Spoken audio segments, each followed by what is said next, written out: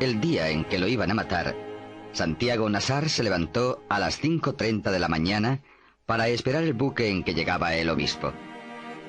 Había soñado que atravesaba un bosque de higuerones donde caía una llovizna tierna, y por un instante fue feliz en el sueño. Pero al despertar, se sintió por completo salpicado de cagada de pájaros. Siempre soñaba con árboles, me dijo plácida Linero, su madre, evocando 27 años después los pormenores de aquel lunes ingrato. La semana anterior había soñado que iba solo en un avión de papel de estaño que volaba sin tropezar por entre los almendros, me dijo.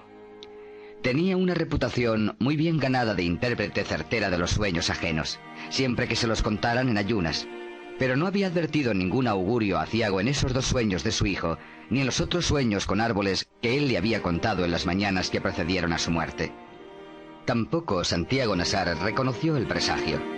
Había dormido poco y mal, sin quitarse la ropa, y despertó con dolor de cabeza y con un sedimento de estribo de cobre en el paladar, y los interpretó como estragos naturales de la parranda de bodas que se había prolongado hasta después de la medianoche. Más aún, las muchas personas que encontró desde que salió de su casa a las 6:05 hasta que fue destazado como un cerdo 1 hora después, lo recordaban un poco soñoliento pero de buen humor, y a todos les comentó de un modo casual que era un día muy hermoso. Nadie estaba seguro de si se refería al estado del tiempo. Muchos coincidían en el recuerdo de que era una mañana radiante con una brisa de mar que llegaba a través de los platanales, como era de pensar que lo fuera en un buen febrero de aquella época. Pero la mayoría estaba de acuerdo en que era un tiempo fúnebre, con un cielo turbio y bajo y un denso olor de aguas dormidas, y que en el instante de la desgracia estaba cayendo una llovizna menuda como la que había visto Santiago Nassar en el bosque del sueño. Yo estaba reponiéndome de la parranda de la boda en el regazo apostólico de María Alejandrina Cervantes, y apenas si desperté con el alborozo de las campanas tocando a arrebato, porque pensé que las habían soltado en honor del obispo. Santiago Nassar se puso un pantalón y una camisa de lino blanco, ambas piezas sin almidón, iguales a las que se había puesto el día anterior para la boda. Era un atuendo de ocasión. De no haber sido por la llegada del obispo, se habría puesto el vestido de caqui y las botas de montar con que se iba los lunes a El Divino Rostro, la hacienda de ganado que heredó de su padre y que él administraba con muy buen juicio, aunque sin mucha fortuna. En el monte llevaba al cinto una 357 Magnum, cuyas balas blindadas, según él decía, podían partir un caballo por la cintura. En época de perdices llevaba también sus aperos de cetrería. En el armario tenía además un rifle 30-06 Malinger, Snauer, un rifle 300 Holland Magnum, un 22 Hornet con mira telescópica de 2 poderes y una Winchester de repetición. Siempre dormía como durmió su padre, con el arma escondida dentro de la funda de la almohada, pero antes de abandonar la casa, aquel día le sacó los proyectiles y la puso en la gaveta de la mesa de noche. Nunca la dejaba cargada, me dijo su madre. Yo lo sabía, y sabía además que guardaba las armas en un lugar y escondía la munición en otro lugar muy apartado, de modo que nadie cediera, ni por casualidad, a la tentación de cargarlas dentro de la casa. Era una costumbre sabia impuesta por su padre desde una mañana en que una sirvienta sacudió la almohada para quitarle la funda, y la pistola se disparó al chocar contra el suelo, y la bala desbarató el armario del cuarto, atravesó la pared de la sala, pasó como un estruendo de guerra por el comedor de la casa vecina y convirtió en polvo de yeso a un santo de tamaño natural en el altar mayor de la iglesia al otro extremo de la plaza. Santiago Nassar, que entonces era muy niño, no olvidó nunca la lección de aquel percance. La última imagen que su madre tenía de él era la de su paso fugaz por el dormitorio. La había despertado cuando trataba de encontrar a tientas una aspirina en el botiquín del baño, y ella encendió la luz y lo vio aparecer en la puerta con el vaso de agua en la mano, como había de recordarlo para siempre. Santiago Nassar le contó entonces el sueño, pero ella no les puso atención a los árboles. Todos los sueños con pájaros son de buena salud, dijo. Lo vio desde la misma hamaca y en la misma posición en que la encontré postrada por las últimas luces de la vejez, cuando volví a ese pueblo olvidado tratando de recomponer con tantas astillas dispersas el espejo roto de la memoria. Apenas se distinguía las formas a plena luz, y tenía hojas medicinales en las sienes para el dolor de cabeza eterno que le dejó su hijo la última vez que pasó por el dormitorio. Estaba de costado, agarrada a las pitas del cabezal de la hamaca para tratar de incorporarse, y había en la penumbra el olor de bautisterio que me había sorprendido la mañana del crimen.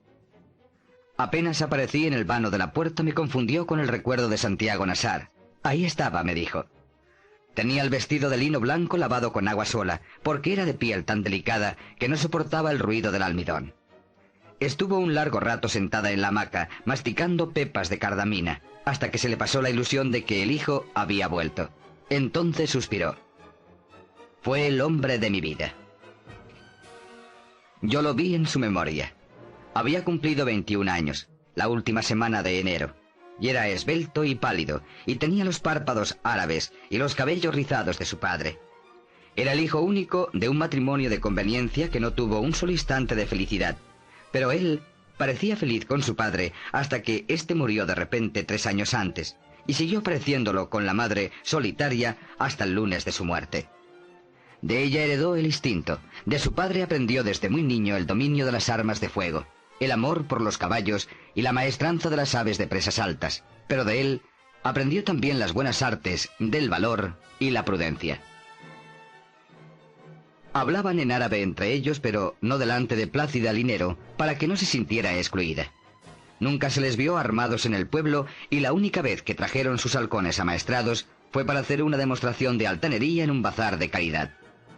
La muerte de su padre lo había forzado a abandonar los estudios al término de la escuela secundaria para hacerse cargo de la hacienda familiar. Por sus méritos propios, Santiago Nassar era alegre y pacífico y de corazón fácil. El día en que lo iban a matar, su madre creyó que él se había equivocado de fecha cuando lo vio vestido de blanco. Le recordé que era lunes, me dijo, pero él le explicó que se había vestido de pontifical por si tenía ocasión de besarle el anillo al obispo. Ella no dio ninguna muestra de interés. Ni siquiera se bajará del buque, le dijo. Echará una bendición de compromiso, como siempre, y se irá por donde vino. Odia a este pueblo. Santiago Nassar sabía que era cierto, pero los fastos de la iglesia le causaban una fascinación irresistible. Es como el cine, me había dicho alguna vez. A su madre, en cambio, lo único que le interesaba de la llegada del obispo era que el hijo no se fuera a mojar en la lluvia, pues lo había oído estornudar mientras dormía. Le aconsejó que llevara un paraguas, pero él le hizo un signo de adiós con la mano y salió del cuarto. Fue la última vez que lo vio. Victoria Guzmán, la cocinera, estaba segura de que no había llovido aquel día ni en todo el mes de febrero. Al contrario, me dijo cuando vine a verla poco antes de su muerte. El sol calentó más temprano que en agosto. Estaba descuartizando 3 conejos para el almuerzo, rodeada de perros acezantes, cuando Santiago Nassar entró en la cocina. Siempre se levantaba con cara de mala noche, recordaba sin amor Victoria Guzmán.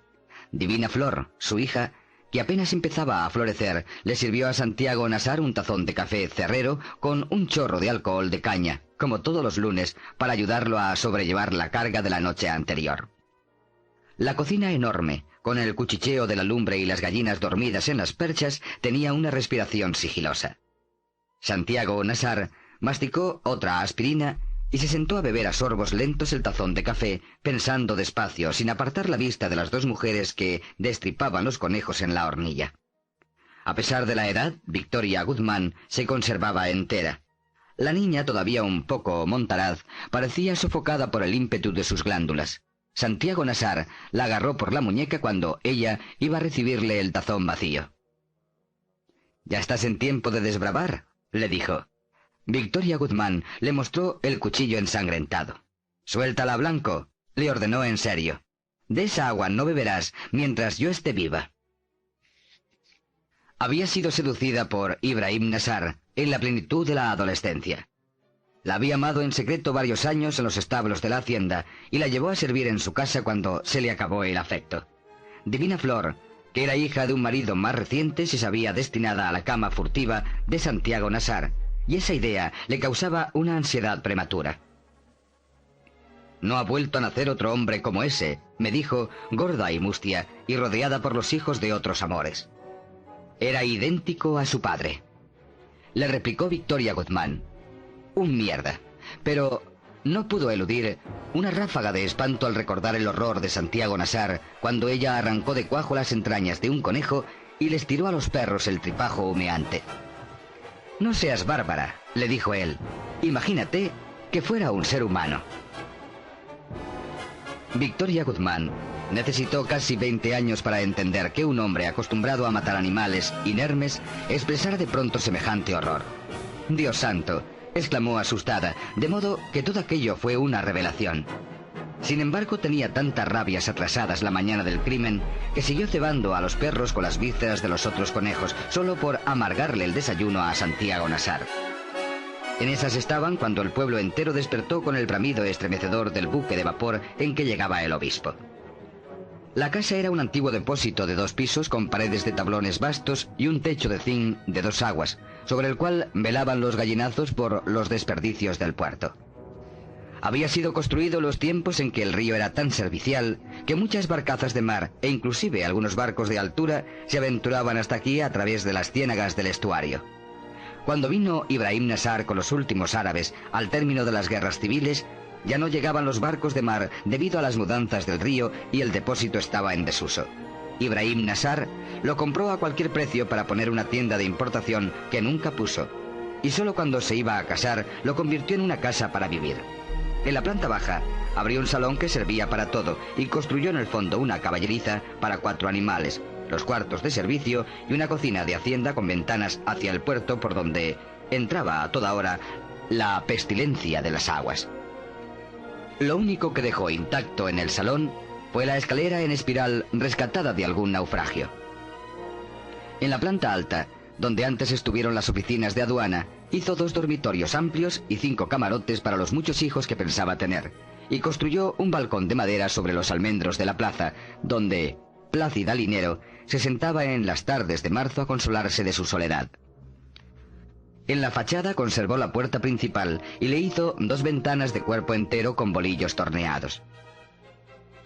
Conservó también la puerta posterior, solo que un poco más alzada para pasar a caballo, y mantuvo en servicio una parte del antiguo muelle. Esa fue siempre la puerta de más uso, no solo porque era el acceso natural a las pesebreras y la cocina, sino porque daba a la calle del Puerto Nuevo sin pasar por la plaza. La puerta del frente, salvo en ocasiones festivas, permanecía cerrada y con tranca. Sin embargo, fue por allí y no por la puerta posterior por donde esperaban a Santiago Nassar los hombres que lo iban a matar. Y fue por allí por donde él salió a recibir al obispo, a pesar de que debía darle una vuelta completa a la casa para llegar al puerto.